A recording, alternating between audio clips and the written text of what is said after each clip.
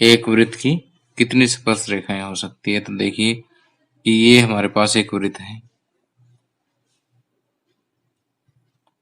इस वृत्त के मैंने बताया था कि प्रत्येक बिंदु पर हम एक स्पर्श रेखा खींच सकते हैं।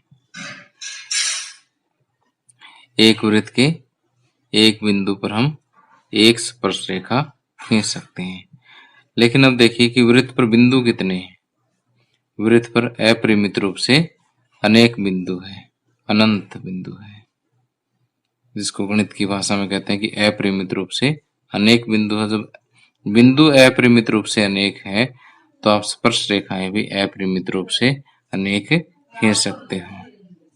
ठीक, तो एक वृत्त की कितनी स्पर्श रेखाएं हो सकती है? तो इसका आप उत्तर क्या लिखोगे? अपरिमित रूप से अनेक। अपरिमित रूप से अनेक बिंदु होते तो स्पर्श रेखाएं भी अपरिमित रूप से अनेक हो सकती है। अब आगे क्वेश्चन नंबर 2। सेकंड क्वेश्चन देखिए कि सेकंड क्वेश्चन है रिक्त स्थानों की पूर्ति कीजिए। इन रिक्त स्थानों में जो हमने फर्स्ट लेक्चर में हमने पढ़ा है उसी का ही रिवीजन है। अब प्रश्न नंबर 2 देखिए, रिक्त स्थानों की पूर्ति कीजिए। अब देखिए यहाँ पर जो रिक्त स्थान हमने भरने हैं उनमें जो हमने फर्स्ट लेक्चर में कंसेप्ट पढ़े हैं उन्हीं का प्रयोग होगा कि किसी वृत्त की स्पर्श रेखा उसे डैश बिंदुओं पर प्रतिच्छेद करती है। कितने बिंदुओं पर प्रतिच्छेद करती है? केवल एक बिंदु पर प्रतिच्छेद करती है। वृत्त को दो बिंदुओं पर प्रतिच्छेद करने वाली रेखा को क्या कहते हैं? वृत्त की छेदक रेखा कहते हैं। वृत्त की छेदक रेखा कहते हैं। या आप सिंपल ये भी लिख सकते हो कि छेदक रेखा कहते हैं, वो भी अंडरस्टूड है कि वृत्त की छेदक रेखा ही है। एक वृत्त की डैश समांतर स्पर्श रेखाएं हो सकती है। एक वृत्त की दो समांतर रेखाएं हो सकती है कि जैसे मान लीजिए हम एक वृत्त यहाँ पर ड्रा करते हैं तो दो बिंदु इसके आमने सामने होते हैं। जैसे एक स्पर्श रेखा यहाँ होगी तो दूसरी इसके सामने होगी। अब तीसरी इसी के पैरेलल नहीं आ सकती, तो केवल दो स्पर्श रेखाएं ही एक दूसरे के समांतर हो सकती। तो एक वृत्त की एक वृत्त की दो समांतर स्पर्श रेखाएं हो सकती हैं। वृत्त तथा उसकी स्पर्श रेखा के उभयनिष्ठ बिंदु को, वृत्त तथा स्पर्श रेखा के उभयनिष्ठ बिंदु को हम क्या कहते हैं? स्पर्श बिंदु कहते हैं। क्या कहते हैं? स्पर्श बिंदु कहते हैं। ओके, आगे प्रश्न नंबर 3। 5 सेंटीमीटर त्रिज्या वाले एक वृत्त के बिंदु P पर स्पर्श रेखा PQ केंद्र O से जाने वाली एक रेखा से बिंदु Q पर इस प्रकार मिलती है कि OQ बराबर 12 सेंटीमीटर। PQ की लंबाई क्या है? तो एक मल्टीपल चॉइस क्वेश्चन है। यहाँ पर आपको 4 ऑप्शन दिए हुए हैं। पहले मैं आपको स्टेटमेंट जो है एक चित्र के माध्यम से समझाता हूँ कि ये हमें एक वृत्त दिया हुआ है। इस वृत्त की जो त्रिज्या है वो कितनी है? 5 सेंटीमीटर है। ओके, और ये बिंदु हम P मान लेते हैं। अब बिंदु P से एक स्पर्श रेखा PQ गुजरती है और ये इस तरह से गुजरती है कि PQ केंद्र O से जाने वाले एक रेखा से बिंदु Q पर इस प्रकार मिलती कि OQ बराबर 12 सेंटीमीटर। कि केंद्र से कोई रेखा जा रही है तो वो Q से इस तरह से मिलती है कि OQ बराबर कितना दिया हुआ है, 12 सेंटीमीटर। और ये हमें पता है कि स्पर्श रेखा त्रिज्या पर हमेशा ही क्या होती है, समकोण। क्या होती है, समकोण होती है। तो यहाँ पर देखिए OPQ क्या बन गई, समकोण त्रिभुज बन गई, जिसमें लंब कितना हो गया 5 सेंटीमीटर, कर्ण कितना हो गया 12 सेंटीमीटर, और आधार हमें फाइंड आउट करना है, PQ की लंबाई हमें ज्ञात करनी है। तो हम यहाँ पर लिखेंगे कि समकोण त्रिभुज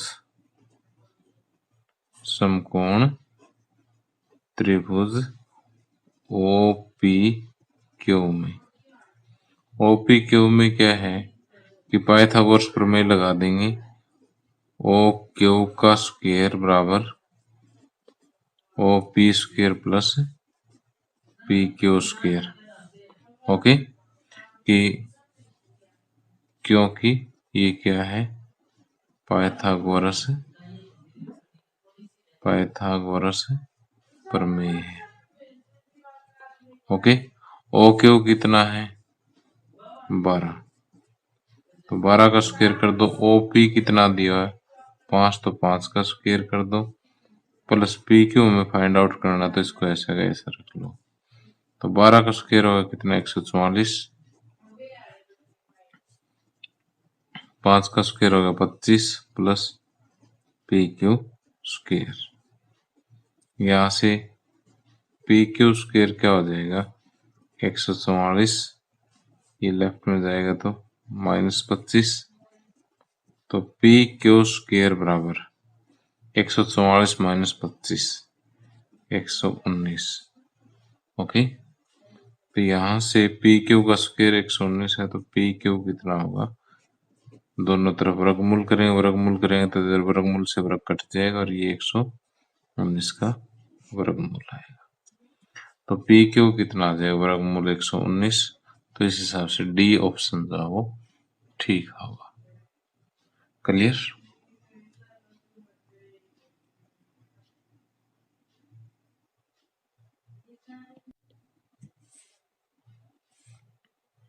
अब आगे प्रश्न नंबर 4, इस एक्सरसाइज का लास्ट क्वेश्चन है ये। कहता है कि एक वृत्त खींचिए और दो एक दी गई रेखा के समांतर दो ऐसी रेखाएं खींचिए कि उनमें से एक स्पर्श रेखा हो और दूसरी छेदक रेखा हो। तो देखिए आपने करना क्या है कि एक, पहले मैं रफ समझा देता हूँ, उसके बाद हम ड्रा करेंगे अच्छे से।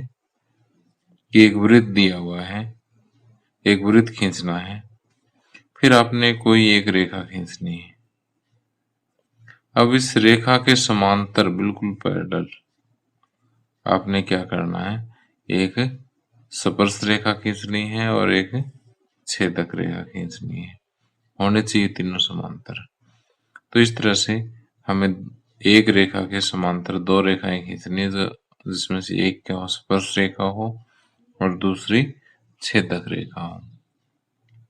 अगर ये क्वेश्चन आता है 1 नंबर में, तो इस तरह से आप सिंपल एक वृत्त प्रकार से ड्रा कर दो और स्केल से इस तरह से ये L, M और N तीन लाइनों के नाम दे दो, और फिर यहाँ पर थोड़ा सा लिख दो कि L एक रेखा है, M एक स्पर्श रेखा है और N एक छेदक रेखा है, जो वृत्त को बिंदु A और B पर प्रतिच्छेद करती है।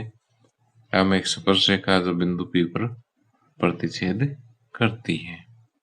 आप सिंपली अगर 1 नंबर का क्वेश्चन है तो इसको कर सकते हो। अब देखिए कि अगर ये क्वेश्चन 2 या 3 नंबर में आता है तो हम इस तरह से कंस्ट्रक्शन करेंगे कि पहले एक वृत्त का केंद्र ले लेंगे और इस केंद्र को हम नाम O दे देंगे। ठीक, फिर O को केंद्र मान करके हम एक वृत्त ड्रा करेंगे।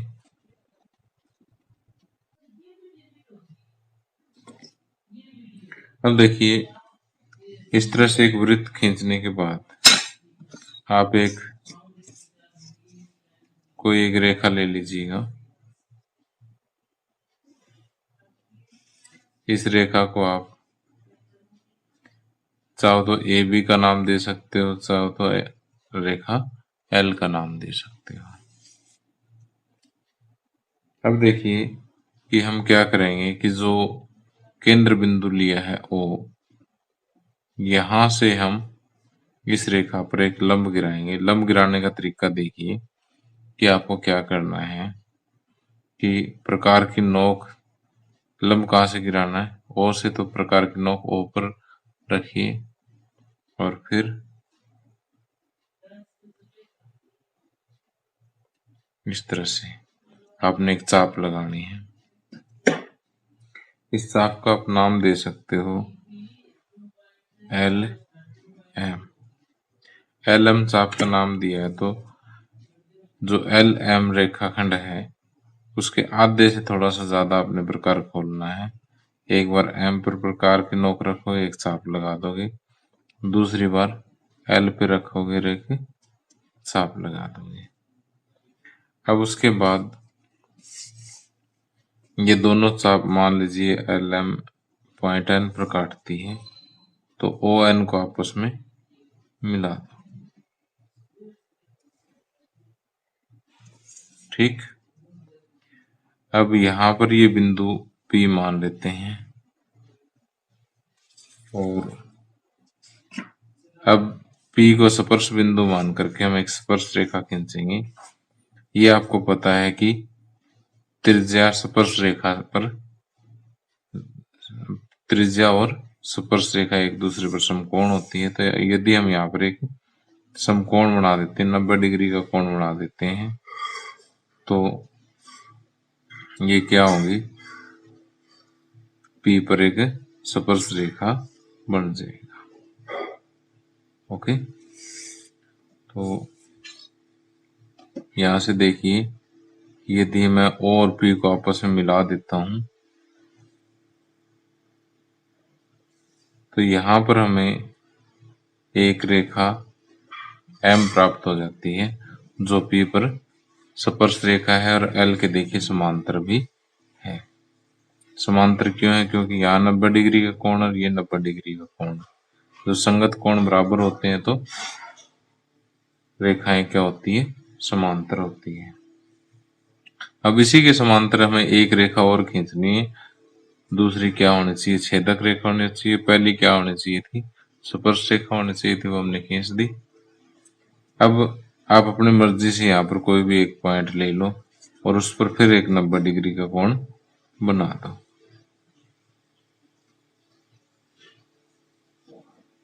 ओके, अब इसको हम आपस में मिलाएंगे।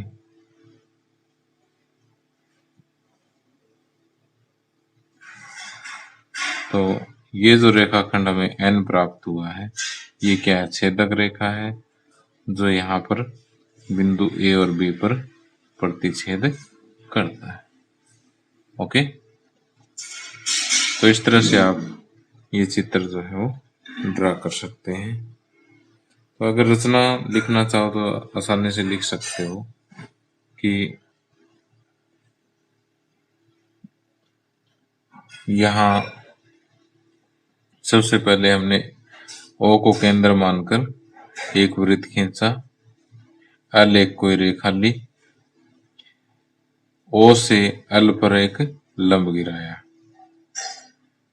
उसके बाद ये लंब वृत्त को बिंदु P पर प्रतिच्छेद करता है। P पर 90 डिग्री का कोण बनाया जिससे हमें रेखा M प्राप्त हुई जो कि वृत्त पर स्पर्श रेखा तथा L के समांतर है। अब यहाँ पर बिंदु P और ये Q ले लीजिए। हमने OP के बीच में एक बिंदु Q लिया, Q पर भी 90 डिग्री का कोण बनाया जिससे हमें रेखा N प्राप्त हुई और जो दिए गए वृत्त को बिंदु A तथा B पर प्रतिच्छेद करती है, इसलिए ये क्या होगी, एक छेदक रेखा होगी। अब क्योंकि कोण Q, कोण P तथा इसको कोण R कह दीजिए, कोण P बराबर कोण Q बराबर कोण R। प्रत्येक कितना 90 डिग्री का है, इसलिए L समांतर है M के और वो समांतर किसके हैं, N के। ठीक, तो प्यारे बच्चों इसी के साथ ये प्रश्नावली समाप्त होती है। अगले वीडियो में हम प्रश्नावली 10.2 से पहले दिए गए उदाहरणों को हल करेंगे। उन उदाहरणों को और प्रश्नावली के प्रश्नों को हल करने के लिए जो महत्वपूर्ण नियम हमें चाहिए, उन नियमों को भी हम समझेंगे। Thank you, have a nice day.